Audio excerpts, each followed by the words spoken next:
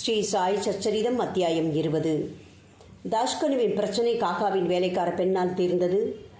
இவ்வத்தியாயத்தில் காகா சாஹிப் தீக்ஷத்தின் வேலைக்கார பெண்ணால் எங்கனம் தாஷ்கனுவின் பிரச்சனைக்கு விடை காணப்பட்டது என்பதை ஹேமந்தன் விவரிக்கின்றார். முன்னுரை. சாயி முதலில் அருவமாயிருந்தார். பக்தர்களுக்காக ஒரு ரூபத்தை அவர் புனைந்து கொண்டார். பிரபஞ்சம் என்னும் பெரும் நாடகத்தில் மாயை என்ற நடிகையின் உதவியுடன் அவர் நடிகரின் பாத்திரத்தை ஏற்று நடித்தார். நாம் சாயியை ஞாபகப்படுத்திக் கொள்வோம், அகக்காட்சியாக உருவாக்கி காண்போம். ஷீரடிக்கு சென்று மதிய ஆரத்திக்கு பின் உள்ள நிகழ்ச்சிகளை கவனத்துடன் நோக்குவோம். ஆரத்தி சடங்கு முடிந்த பின்னர் பாபா மசூதிக்கு வெளியில் வந்து அதன் விளிம்பில் நின்று கொண்டு மிகுந்த பட்சமும் அன்பும் கூடிய பார்வைகளுடன் பக்தர்களுக்கு உதியை விநியோகிப்பது வழக்கம். பக்தர்களும் அதே அளவு உணர்ச்சி வேகத்துடன் அவருடைய பாதங்களை பற்றி பிடித்து கொண்டனர். நின்று கொண்டும் அவரை உற்று நோக்கிக் கொண்டும் உதி மழையை மகிழ்ந்து அனுபவித்தார்கள். பாபா கை நிறைய உதியை பக்தர்களின் கைகளில் கொடுத்து அவர்களது நெற்றியில் தமது கை விரல்களால் பூசிவிட்டார். அவர் தம்முடைய இதயத்தில் அவர்களுக்காக கொண்டிருந்த அன்பு எல்லையற்றது. பிறகு அவர் பக்தர்களை நோக்கி பின்வருமாறு அளவளாவினார். ஓ பாவ், சாப்பிடச் செல்லும். அண்ணா, நீர் உமது இருப்பிடத்திற்கு செல்லும். ஓ பாபு, உமது உணவை மகிழ்ச்சியுடன் சாப்பிடும். இவ்வாறாகவே ஒவ்வொரு பக்தரையும் அழைத்து பேசி அவர்களை வீட்டிற்கு அனுப்பினார். இப்பொழுதும் கூட இந்த காட்சிகளை உங்களது கற்பனையை தட்டி விடுவதன் மூலம் நீங்கள் மகிழ்ந்து அனுபவிக்கலாம். நீங்கள் அவைகளை கண்டு இன்புறலாம். இப்பொழுது சாயை அவரது பாதங்களிலிருந்து முகம் வரை நமது மனதில் உருவகப்படுத்தி தியானிப்போம். அவர் முன்னிலையில் தாழ்மையுடனும் அன்புடனும் மரியாதையுடனும் வீழ்ந்து பணிந்துவிட்டு இந்த அத்தியாயத்தின் கதைக்கு திரும்பி வருவோம்.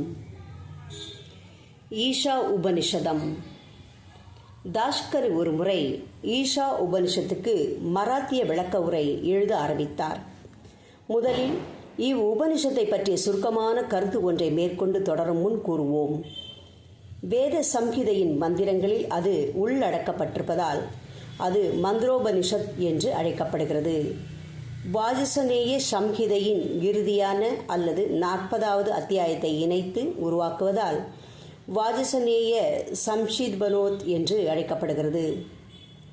பிராமணங்களிலும் ஆரண்யங்களிலும் வைதீக சடங்குகள் பற்றி விளக்கும் வியாக்கியானங்கள் காணப்படும் வேத சம்ஹிதைகளில் உள்ளடக்கப்பட்டிருப்பதால் இதுவே மற்ற எல்லா உபனிஷதங்களையும் விட சிறப்பானது என்று கருதப்படுகிறது.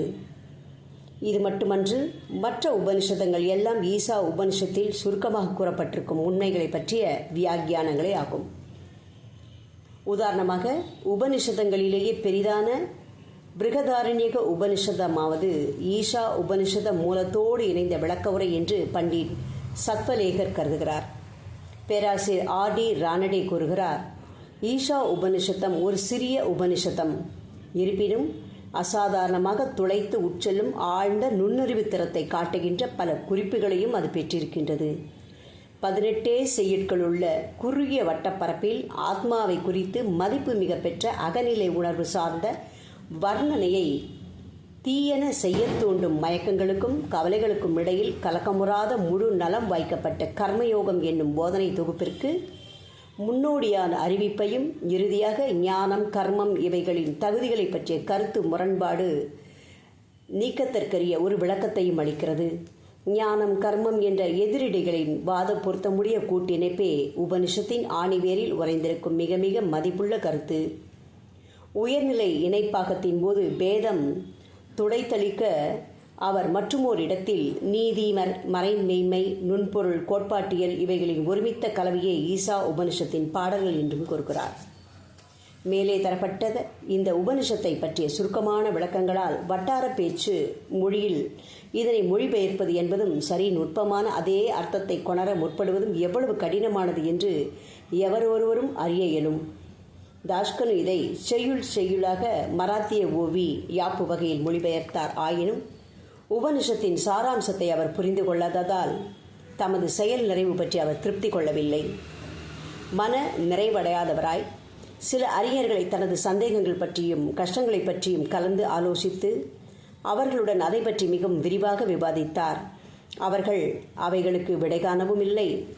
அறிவாராய்ச்சி முறை சார்ந்தோ திருப்தியுடையதோவாகிய விளக்கம் அளிக்கவில்லை. எனவே தாஷ்கனு இதனை பற்றி சிறிது மன உளைவுடன் இருந்தார். சத்குரு ஒருவரே விளக்கமளிக்க உரிமையும் தகுதியும் உடையவர். நாம் பார்த்த விதமாக இந்த உபனிஷத்தம் வேதங்களின் சாராம்சம். அது ஆத்மானுபூதியின் விஞ்ஞானம். அது பிறப்பு இறப்பு என்னும் கட்டுக்களை அறுத்தெறியக்கூடிய நம்மை விடுவிக்கின்ற அறிவாள் அல்லது ஆயுதம். எனவே தாமே ஆத்மானுபூதி அடைய பெற்ற ஒருவரே உபனிஷத்திற்கு உண்மையான சரியான விளக்கம் அளிக்க முடியும் என்று அவர் நினைத்தார். தாஷ்கனுவை ஒருவரும் திருப்திப்படுத்த இயலாத போது சாய்பாபாவை இது விஷயமாக அவர் கலந்து ஆலோசிக்க முடிவு செய்தார். ஷீரடிக்கு போக அவருக்கு ஒரு சந்தர்ப்பம் நேரிட்ட போது சாய்பாபாவை அவர் கண்டார். அவர் முன் வீழ்ந்து பணிந்தார்.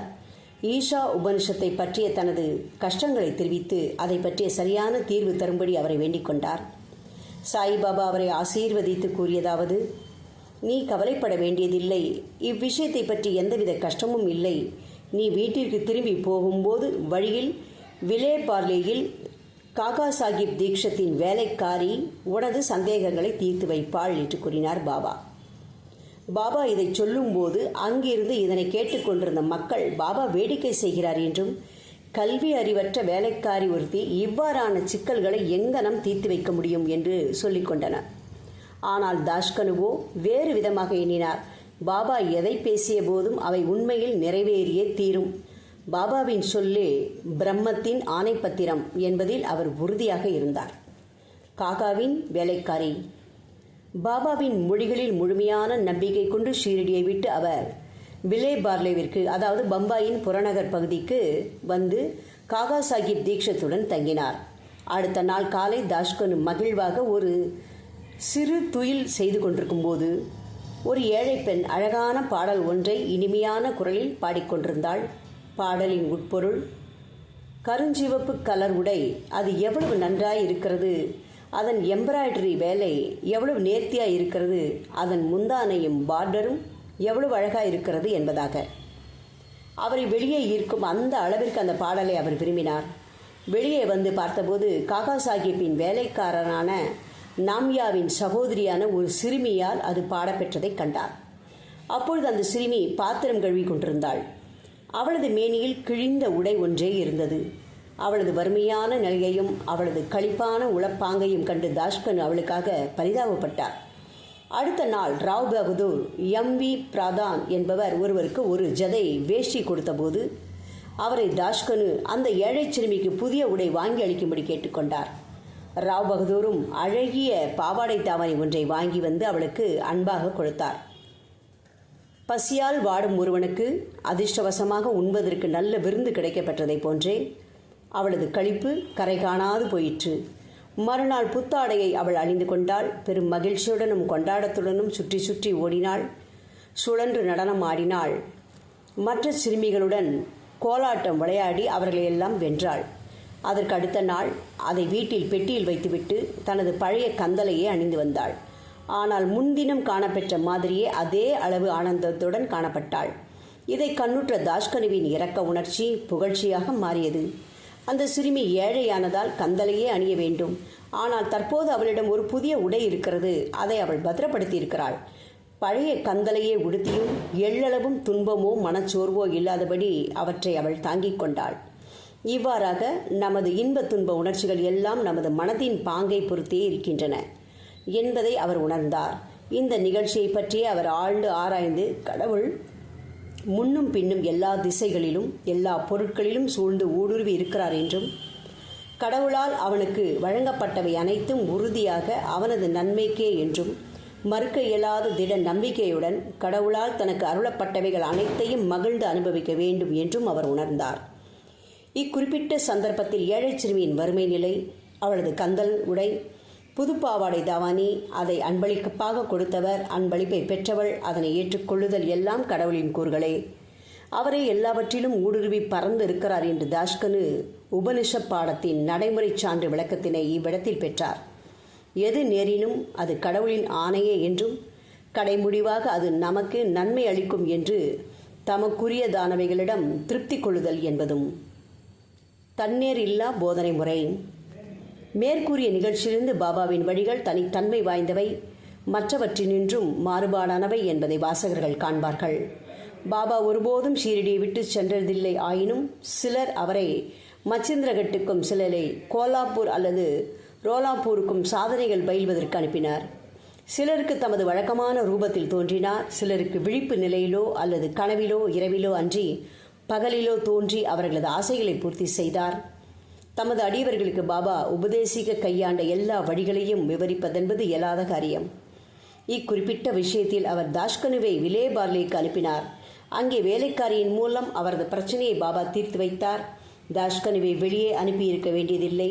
நேரடியாகவே பாபா அதை அவருக்கு கற்பித்திருக்கலாம் என்று கூறுவோருக்கு பாபா சரியான அல்லது மிகச்சிறந்த வழியையே பின்பற்றினார் என்று நாம் கூறுகிறோம். அல்லாவிடில் ஏழை சிறுமியும் அவளது புடவையும் கடவுளால் வியாபிக்கப்பட்டு இருக்கிறது என்னும் பெரியோர் பாடத்தினை தாஷ்கனு எவ்வாறு தான் கற்றிருக்க முடியும்? உபனிஷத்தை பற்றிய மற்றொரு உயர்ந்த பகுதியை கூறி இந்த அத்தியாயத்தை முடிக்கிறோம். ஈஷாவின் நீதி. ஈஷா உபனிஷத்தின் முக்கிய அம்சங்களில் ஒன்று அது அளிக்கும் நீதி போதனைகள்.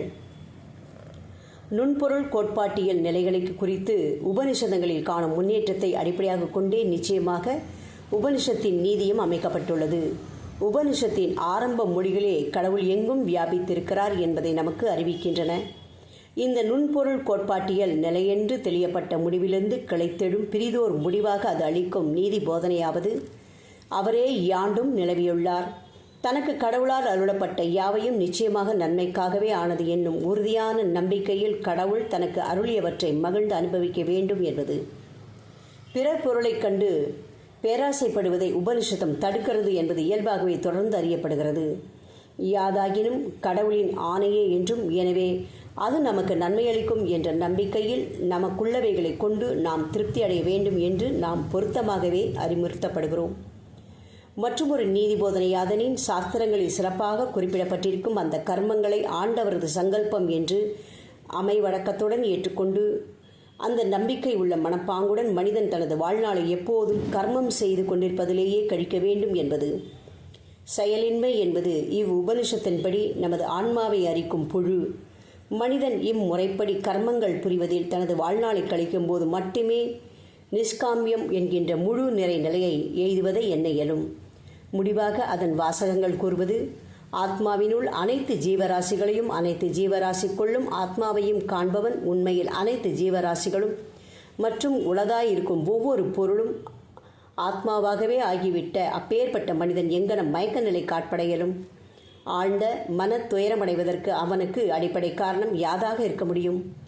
வெறுப்புணர்வு, சித்தத்தின் மயக்கம், ஆழ்ந்த மனத்துயரம் யாவும் ஆத்மாவை யாண்டும் தரிசிக்க இயலாத போது பண்பிலிருந்தே கிளம்புகின்றன. ஆயின் எவனொருவன் அனைத்து பொருட்களிலும் ஏகத்தையே தெளிவாக உணர்கின்றானோ, எவனுக்கு ஒவ்வொரு பொருளும் ஆத்மாவாகி விட்டதோ, அதே உண்மையின் காரணமாக மனித இனத்தின் குறைபாடுகளினால் இனி ஒருபோதும் பாதிக்கப்படாதவனாகின்றான். ஸ்ரீ சாயியை பணிக. அனைவருக்கும் சாந்தி நிலவட்டும். ஓம் சாய்ராம்.